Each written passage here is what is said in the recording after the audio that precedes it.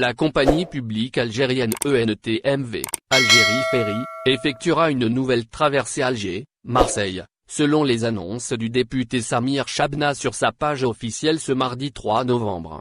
En effet, une traversée du même genre a déjà été faite hier lundi, opérée par Algérie Ferry d'Alger à Marseille. Cette dernière était dédiée au transport des marchandises et non aux voyageurs.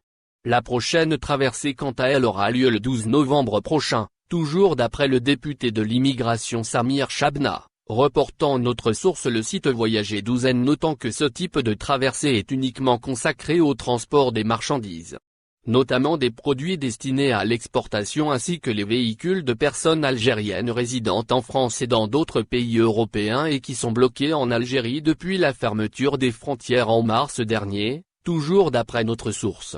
D'autres traversées seront programmées très prochainement. Pour rappel, le député a déjà annoncé cette traversée du 2 novembre comme étant une opération de rapatriement des Algériens.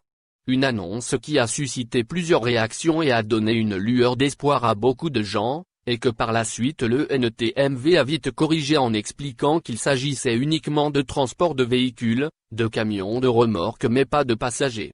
Néanmoins cette fois, il a bien précisé que la traversée du 12 novembre sera de la même nature que celle du 2 novembre, d'autres traversées seront prévues et programmées aussi, dans les prochains jours.